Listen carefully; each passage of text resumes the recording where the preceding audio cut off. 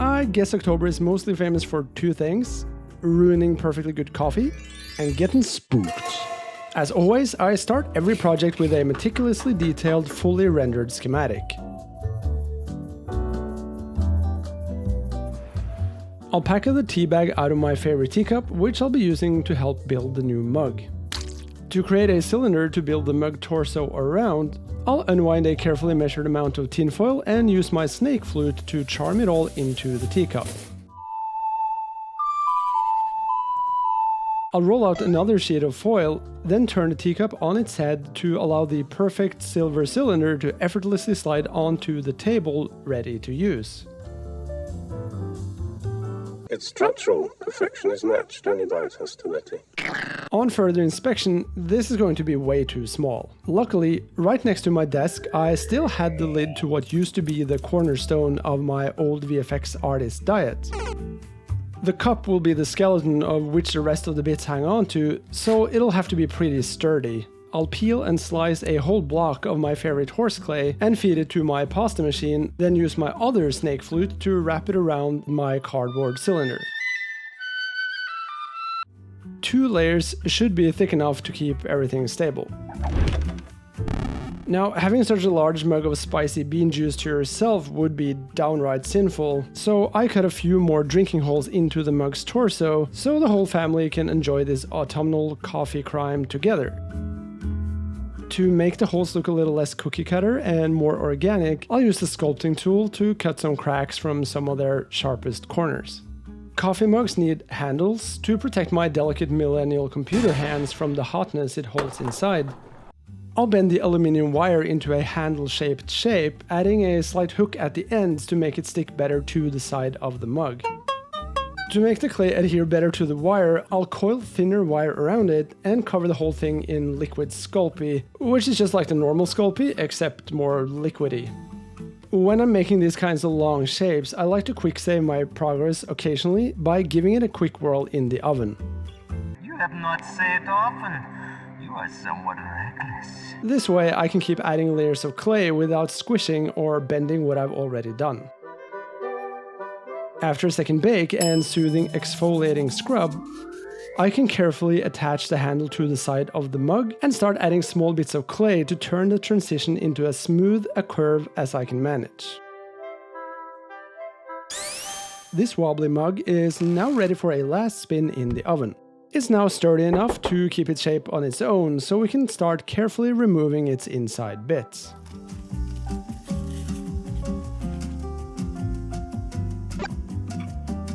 Another free ASMR session later, and this so far very wholesome mug making tutorial is done, and we are ready to...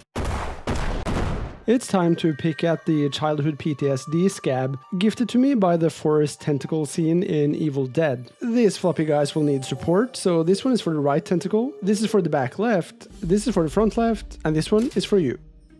Do it. Okay, that's already too scary, so let's take a tentacle break and start on the pumpkin face. As a stencil for where to place the face bits, I'll roll out a Cosclay pancake and gently push it onto the front of the mug, flip it around, and we have the perfect reference for the hole where the face will look out of from this value brand Magneto helmet. I'll use our donut hole as a reference when sizing up these future eyeballs before throwing them in the oven. But wait, to offset some of the damage to the environment all the chemicals I use are probably causing, I should bake more stuff when we're first cooking these eyes. To give the pumpkin some more bite, I'll roll out a pointy snake of translucent clay and add that to the baking tray. I'll use our new stencil to mark out on this slab of clay where the cup hole goes, and the eyes are done. That means I can start poking out some eye sockets using different size ball stylus tools before pressing the now hardened eyeballs into them.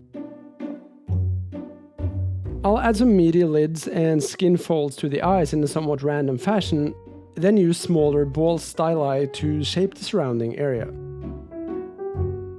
To make it hopefully closer resemble an actual pumpkin, I'll start carving in the characteristic pumpkin grooves and round them out to make the whole face a little meatier.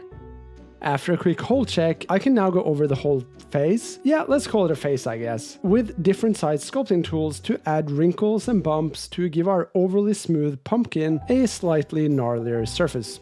After all, it is spoopy season.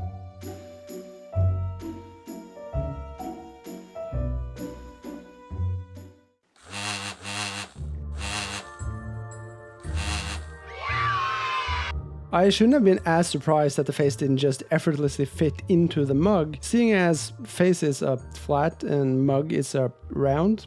My attempts to unround the face while also not smooshing out all the sculpting work proves insufficient, and I'll have to resort to some careful surgery to make it fit. When it's all cut to size and I remove the tentacle wires again because that didn't work, I can carefully start nudging the face into place from behind. The bending process did make the face crack in a few places, and that'll have to be filled back in with some more clay and resculpted. The tentacles are then reinserted in a way that'll be hilarious only to the aging millennials out there. With the tentacle bones firmly secured, it's time to start filling in the rest of the pumpkin mouth guts. Hey, remember this guy? Seeing as I live in a shack north of the wall, getting these fancy clays sent here can get pretty expensive, so I don't necessarily want to spend the clay it would take to fill the entire mug. Luckily, I can repurpose this aluminium foil, or nuclear foil for my American friends, then cover that in a thin layer of clay and save myself quite a few ice cubes, which is what we use as currency up here. After thickening up the gums and equipping our pumpkin with what I guess must be pumpkin lips, I can start blocking out the shape for the inside of this unsettling mouth and throat. I'll continue the dividing lines from the outside of the face on the top part and give that pumpkin a thumpin'. So dumb. To give it a more organic surface. 9 out of 10 dentists recommend you have teeth, and luckily ours are already baked and ready. They all go in their anatomically correct places, and I can start stylizing in some more gross throat shapes. But having teeth only in your upper gums would look pretty weird, so I've sourced a new set from somewhere you shouldn't worry about. Now, I was planning to remove the teeth to make painting easier, but the clay is so soft that the holes aren't keeping their shape, so I chickened out. With the intracranial parts almost done, we can get started on the tentacles. I'll frost the armature in liquid Sculpey and start layering on the first layer of clay. I do like how the top stems of pumpkins look, so I'm using that as a loose reference when sculpting the tentacle attachment points. Then, to make it look a bit more planty and interesting, I'll go ahead and shape the length of the tentacles using a ball stylus tool. My lumpy sculpt job can then be at least slightly corrected by brushing on a generous layer of alcohol, which will melt the topmost layer of clay and soften everything just a bit. As a final texture pass, I'll stroke the tentacle with this tool I don't really know what it's called, but that does leave a nice fiber texture, as well as a lot of little clay crumbs, but those can be melted away with another serving of alcohol. Then we can just rinse and repeat for the second tentacle using the exact same procedure.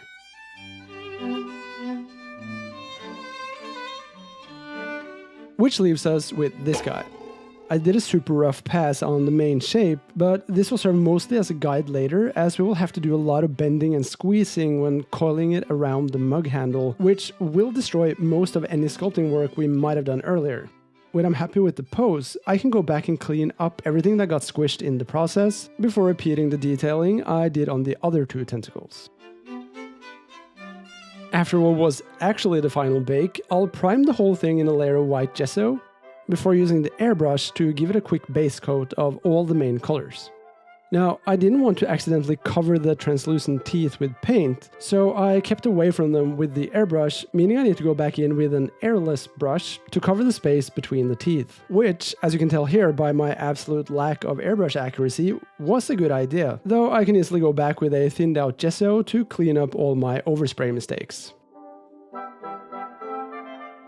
The mug still needs a base color though, and nothing says basic quite like beige, so I paint the whole mug in it while keeping the broken edges white. I've seen other creators use oil washes to great effect, so I figured, why not test it for the first time directly on my big project I super can't afford to ruin? It does feel like my mix is a bit too thin, but it does eventually make its way into most of the nooks and crannies, as well as everything else, as I apparently got a little too eager with my brush waving. After some of the spirits have evaporated, I can go back over with a paper towel and brush the wash off of the flat surfaces.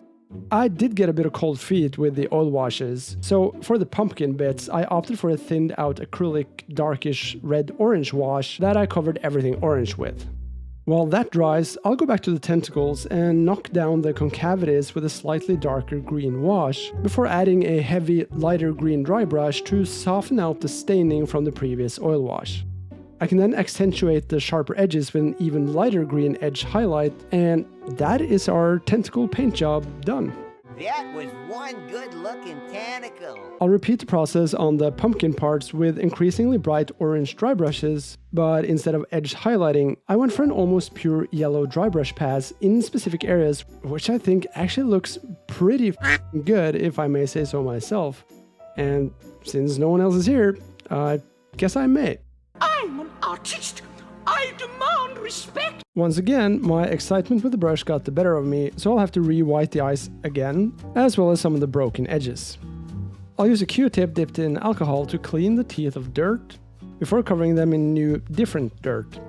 I want this to be a gradient, so after applying the dark brown wash, I make sure to remove increasing amounts of it towards the tips using a torn off bit of a makeup sponge. I've been a bit nervous to start painting the eyes, but in an unusual surge of confidence, I decided to give it a go with the airbrush. And to my surprise, it's going pretty well. Maybe I'm just better at using the airbrush than I thought. After cleaning up the fallout from my paintbrushing hubris, I crawled back to my trusty old paintbrush for the rest of the eye work. Hopefully, through some careful layering and blending, I'll be able to achieve at least some of the same soft edge transitions. Then, using my pointiest brush, I'll start painting the fiber lines of the iris in a light blue, almost white color, before bringing most of it back down using a greenish yellow. I'm definitely working a bit blindly at this point, but the idea, at least, is to paint several layers of lines separated by layers of gloss varnish to maybe give some sense of depth to the eye. At the end, I decided to knock the outer parts back down a bit with a dark blue wash, add a final layer of now saturated blue lines, then slowly paint in an, as round as I can manage, pupil. A final red wash is applied to the outer rim and feathered out smoothly, and the eyes are officially done. I want this to be a fancy mug, so it has to be glazed. Luckily, I decided to test it first on the back side of the mug, as I immediately started getting all kinds of bubbles from the brush strokes, but after thinning it way down, all that went away and I could go on to glaze the rest of the mug, as well as another layer of corneal shine on the eyeballs. The curly tentacle is supposed to hold a coffee stir stick, but since getting an actual one of those would mean I'd have to go outside, I'll instead go to my trusty bits box to look for something similar. The skewer is the perfect thickness and the perfect length. This is one of the reasons why I wanted to use Cosclay for the flappy bits, as it stays flexible after baking. Treating Sculpey like this would definitely have cracked it. All that's left now is to add latte to this spicy pumpkin. To match the ingredients list of an actual Starbucks PSL, I'll measure up 2 hazardous chemicals, add a few drops of artificial coloring, mix it all together, pour it into our festive new mug, and we're finally ready to show what we've done.